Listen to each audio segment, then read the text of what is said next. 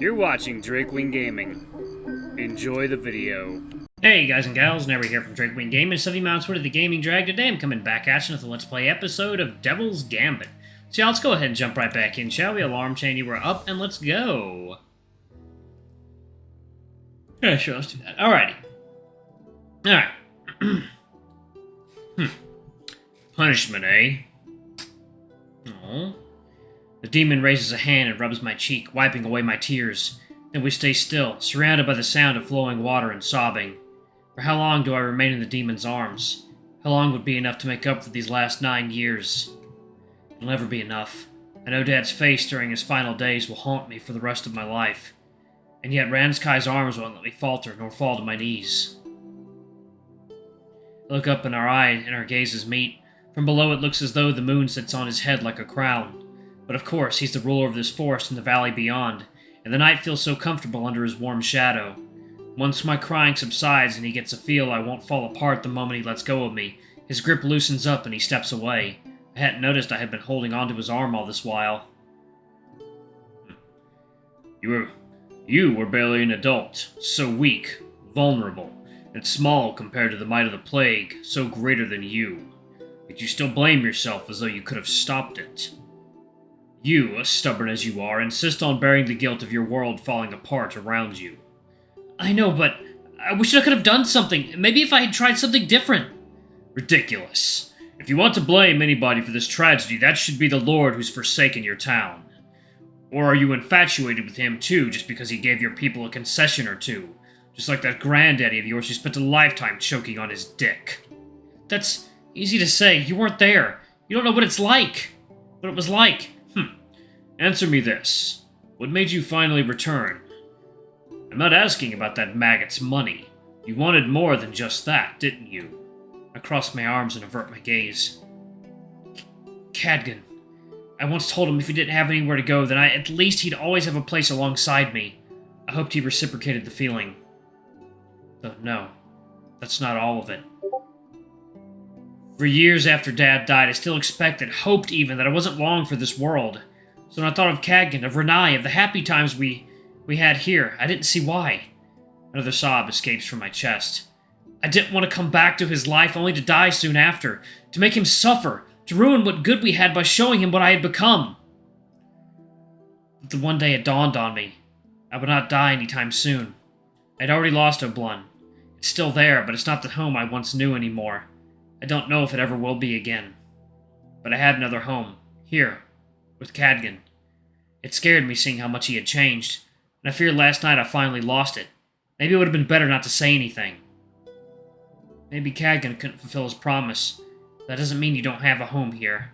Oh, maybe Cadgan couldn't fulfill his promise, but that doesn't mean you don't have a home here. What do you mean? I said I wanted to mend your heart, yes? I am a demon of my word. If giving you a place in the world is what it takes, always accepting you by my side no matter what, then I'll do it. Demons don't lie. You should know this well.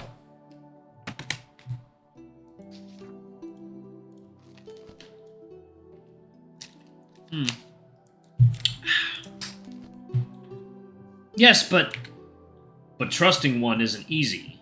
There's that smile, mocking me for having such a typical thought. It feels right. Ranzkai holds my shoulders and looks me in the eyes. You can still have it, Hector. If you haven't given up.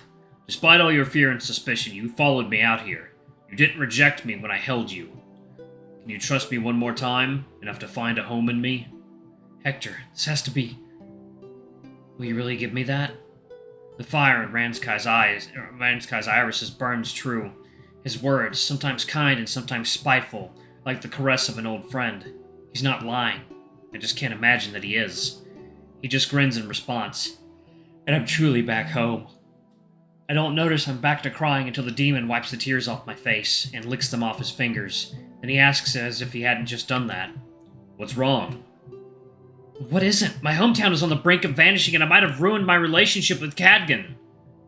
Today we could barely look each other in the eye, you know, after we had such a great time at the festival.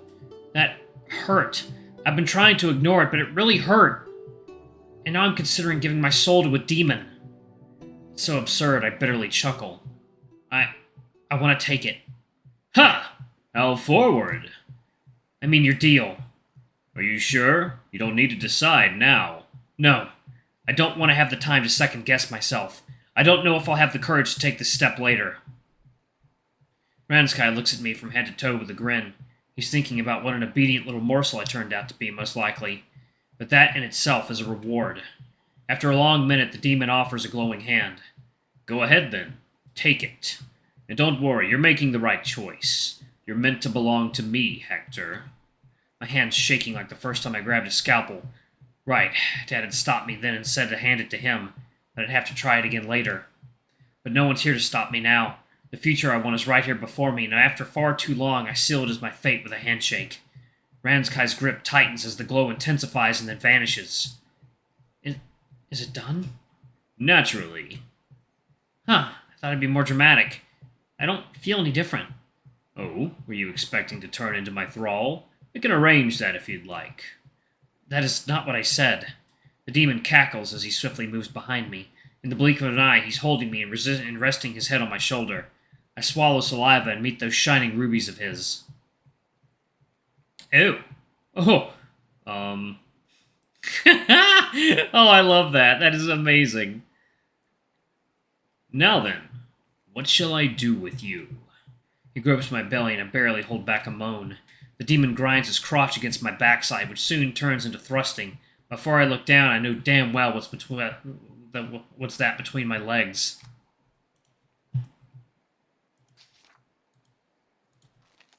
Alright.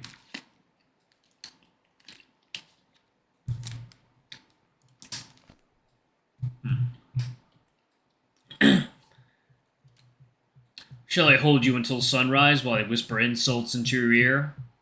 Maybe I'll bite you so hard I'll leave a mark so that everybody knows you've been claimed. I didn't expect you to give in here and now, so I haven't decided yet. But I promise you this, Hector. Soon you'll forget everything else. I'll be your entire world. I respond with a completely incoherent attempt at a stutter. The demon chuckles and drags his tongue across my neck and cheek. Let us meet again soon, my badger. I almost stumble face first into the riverbank when Ranzkai lets go of me.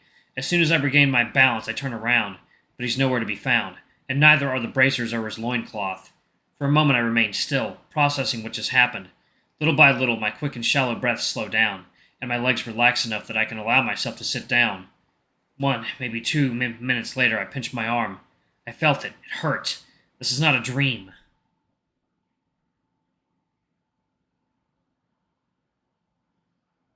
Act 2, Chapter 3, Family Dinner. A lion named Cecilio de Oporto proposed last century this theory about demons. Even if academics still debate how souls come to be, their existence is generally agreed upon. A soul is, according to Karina, a being's perfect form, the ideal reached by ridding all 5 layers of their imbalances. Perhaps you could think of it as a blueprint for a healthy living being, or if you fancy a more romantic interpretation, a goal to strive for. Another thing that is agreed upon is that souls only exist as they do because they are part of this system called nature, or God, as Cecilio put it. I can almost see it, that lion, pen in hand, in a crimson and velvet office of the royal bureaucracy, overlooking a plaza crowded with people watching as justice is meted out. The chair he sits on and the wide table as well are made of hardwood with green leather cushioning, decorated with gold leaf.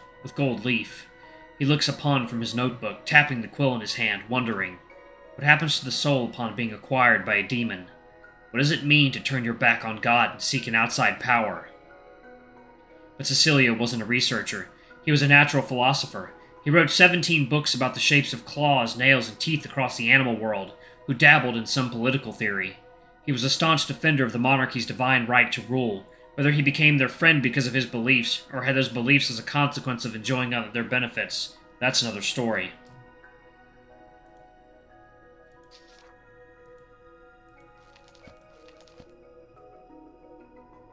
Is it any surprise that, with next to no evidence, he stated the soul was destroyed upon forming a deal and used to create a new demon? It would then possess the original body, putting it to further its master's goals. This idea was at the core of his reasoning.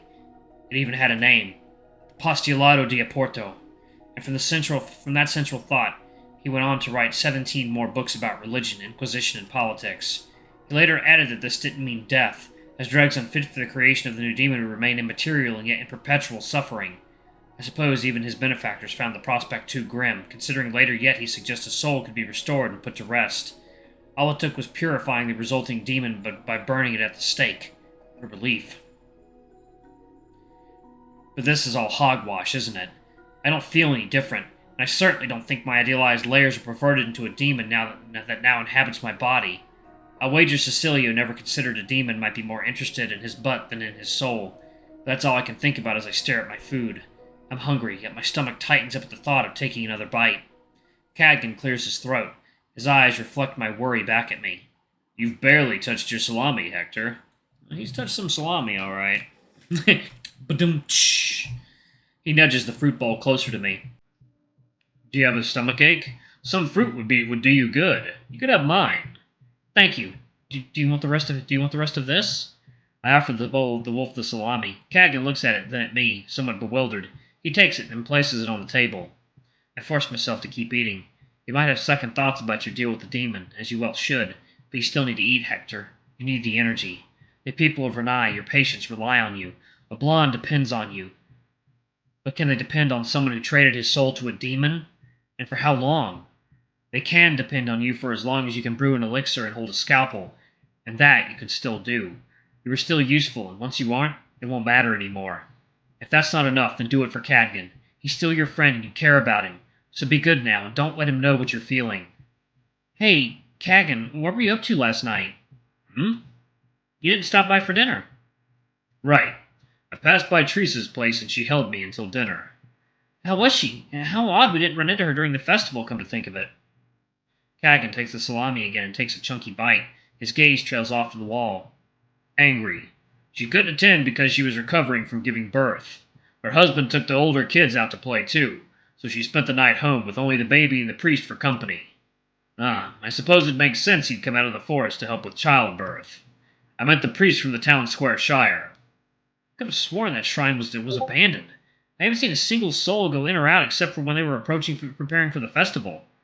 Perhaps people here don't seek spiritual guidance often, or I'm too scatterbrained. Anyway, now she wants to do something to make up for lost time, in her words. And that would be a birthday party. For who? Her kids? The wolf lets out a hesitant sigh before he continues. No, for me. I hit my forehead with the palm of my hand. Right, I'd forgotten. We never had the chance to celebrate it while at Leopoldino's mansion, so it completely slipped my mind. Our visits just didn't line up right.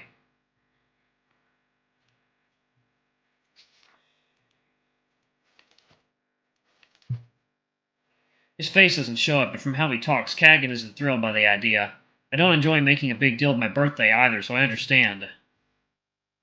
The times Aunt Nora organized a party were just awkward. It never felt right to have so many unfamiliar faces or people I only interacted with casually, paying so much attention to me.